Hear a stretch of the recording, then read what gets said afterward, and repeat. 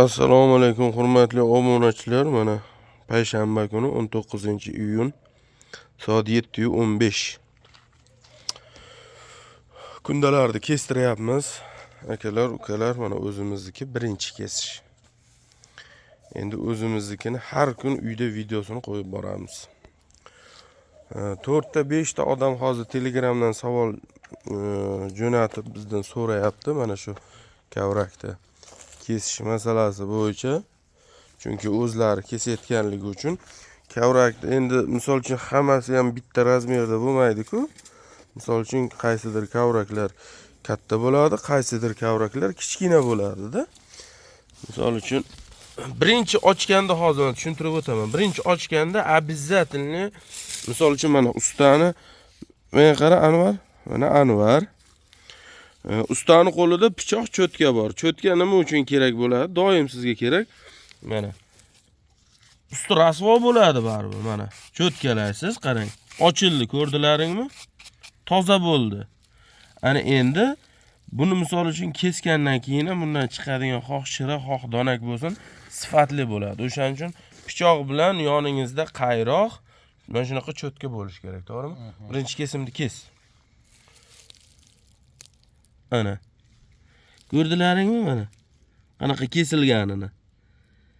Bu nima uchun mana shu holat birinchi kesim mana shunaqa kichkina bo'ladi. Что bu kavrakni ko'nikma hosil qilib, sekin-sekin aldab o'rgatib olish kerak bo'ladi.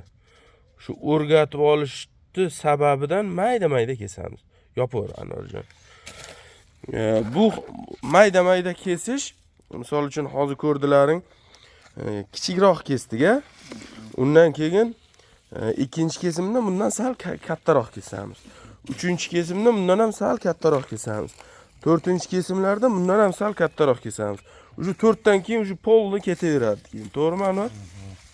Mana.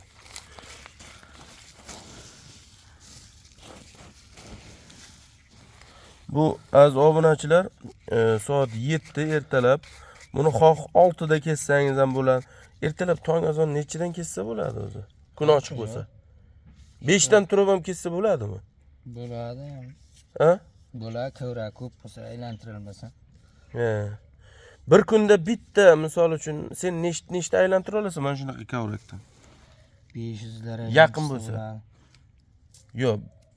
Sonini kesishda kesaversin. 500-600 da. Kesishdami? Bir kishimi? Jinni bo'lganmisan? Nega?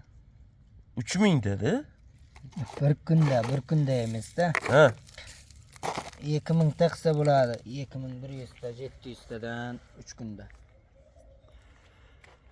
Bir kunda nechta kavrak kesa olasan sen? Bir kunda 700 lar kesaman men. Furqat 1,5 ta kesar edi. Yo'q. Bir kunga 1,5 tani kesib shirasini olar edi. O'tgan yili 1,5 tadan ham ko'p edi.